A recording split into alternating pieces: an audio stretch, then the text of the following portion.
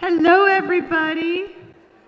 We've got people filtering in, but we're going to get started because we really have the best of the entire conference for our last session. I call it. This is our crescendo conference with three amazing people.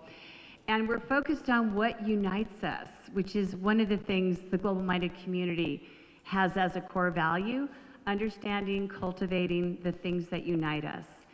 And that's sports, that's entertainment, that's the great outdoors, and it's also serving others. And in our world right now, there's a lot of spinning tops, there's a lot of people kind of emotionally fraught, and we just thought it would be such a great way to send everybody off right now to look at some of the people who occupy these different realms that unite us with their personal stories and the ways that they've been able to overcome and get to the highest level of servant leadership, which is what I think all of us in the best possible world we can imagine, we would be operating at that level. So it's my pleasure to introduce, I'm going to just share with you all three of these folks, and then we're going to start, we'll just kind of go in order here, which will be great. So down at the end, we've got Andy, who is Andy Guerrero, one of the founders of the Flowbots. He's a Platinum Award-winning Grammy artist, which is pretty amazing. And also, he is a teacher. He's a faculty person, and some of his students are here at CU Denver, and really has a real calling. You'll hear probably more about that when he shares his story. And Dr. Angie Pancione is an incredible global leader that Colorado is really fortunate to have as their Commissioner of Education. She's on one of the top 10 lists of global leaders, including Deepak Chopra and a bunch of other household names. And Angie is among those folks. So we're also really delighted to have her here as a global leader, but also as a person who's making Colorado global. And finally, I met this incredible young man at UN General Assembly this year, and I just knew he was a global-minded person and that he would be coming to global-minded as soon as we started talking, and that's exactly what happened. So we're thrilled to have you here, and we're going to do this sort of like the lightning round style of yesterday. And if you guys just want to stand up or you want to walk down there or wherever you want to be, people have done all kinds of things the last couple of days. But we are really excited to hear your story and how we can have a better lens on how to unite ourselves with others and all those around us to take everything to a higher level. So let's open up first with Jerome, and then we'll go to Angie, and then we'll finish with Andy. Thanks, Jerome. All right. Well, I guess I don't need that step. I can just step down here. Make it easy. How's everybody doing? That was like 5 people in the front. How's everybody in the back? Okay, that sounds a little better. Well, I'm definitely happy to be here, and everybody that knows Carol, once Carol gets a hold to you, it's pretty tough to, and she didn't really get a hold of me, she got a hold of my wife. She was like, "You're gonna go to Denver." I was like, "Okay. Yes, ma'am. All right." Oh, man, I'm excited to be here, though. Understanding global-minded, the mission, and what they're doing for the youth, you have to get excited. So give yourselves a round of applause for just being in the room. Because it starts with each of us, and each of us have a role to play. Everybody has to concentrate on, what is inside of you that makes you draw in other people, other like-minded thoughts and abilities and missions. I was with a group of student athletes just now in Spain this past week. We were at the Euro Cup for basketball. My son plays, and he was invited to play on this 15U USA team. So we were very excited, and throughout the process, this was his first time traveling abroad and playing against teams. We didn't know what teams. We actually played against Colombia, Chile, Lithuania, and I don't know, some other team we beat. But the mission was the same. The mission was to, play the game hard. The mission was to, have good sportsmanship. The mission was to, learn different cultures as we traveled to different places and different personalities. And the one thing me observing these young men were just seeing their faces light up in the competition and around the competition. And then the interactions that they had with different people from different countries and being able to see and experience these things. And when I come to Global Minded, that's what reminds me of the mission, right? The thing that brings us all together is really being able to interact with one another. And that's one thing that we have to teach the youth of today. We are, don't hurt the messenger, but we're old school, okay? When I graduated in 1996 from Georgetown University, there was no internet. They told me I would be emailing instead of writing letters, and I said, you're crazy.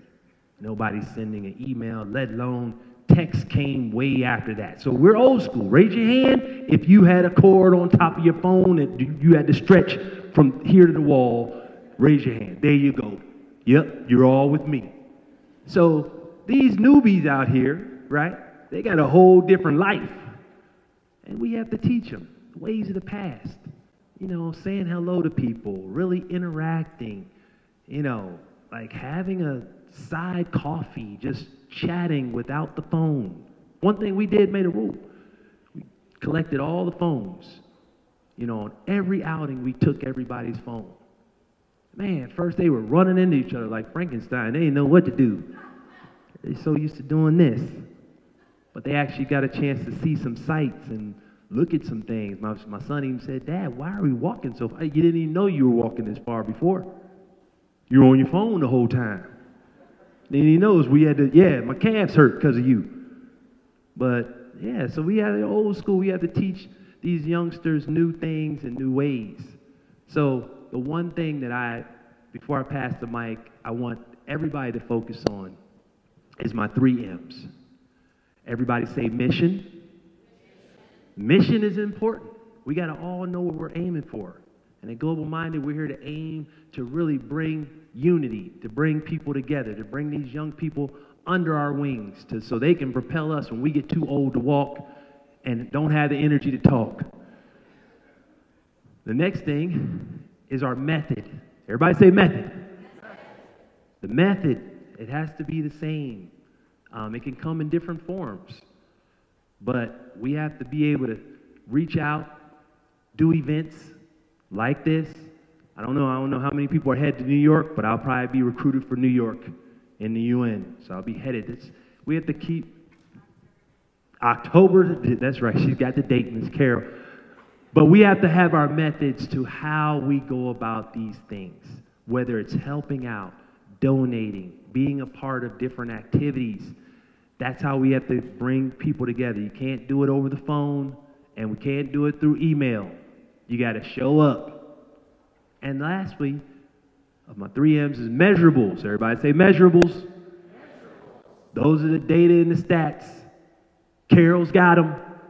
You got to have what makes us understand that we are moving in the right direction. Making sure that we're having results. Because results, that's what it's all about. When I was with the Chicago Bulls, I was with the Detroit Pistons first. I was playing the Chicago Bulls. I was a rookie. And I was very excited. It was my first game. They just took me off an injured reserve. And we go to shoot around. And I'm excited. I'm like, man, playing against Michael Jordan. This is awesome. My friends are calling me, you going to play tonight? I'm playing tonight. What you going to do? Oh, it's going to be great. Don't worry. You watch and see. So I get in the game. No, before the game, I'm at shoot around. So they say, okay, Jerome, this is what's going to happen. Dennis Rodman's going to be right here. He's right where that speaker is. You're going to be in help, okay? The hoop is right here. You got to make sure on this one particular play, they're going to rotate the ball. Michael Jordan's going to have the top. He's going to rotate to Scotty. But Joe's going to be guarding him, so it shouldn't be any pleasure. But if he gets past Joe, you got to make sure you step in to help. I'm like, sure, I got this, coach. Who you talking to? Junkyard dog. Do this for a living. He's like, all right, just be in help. Make sure you say, oh, I got you. Game night comes, popcorn is popping. I mean, you can smell the butter in the air.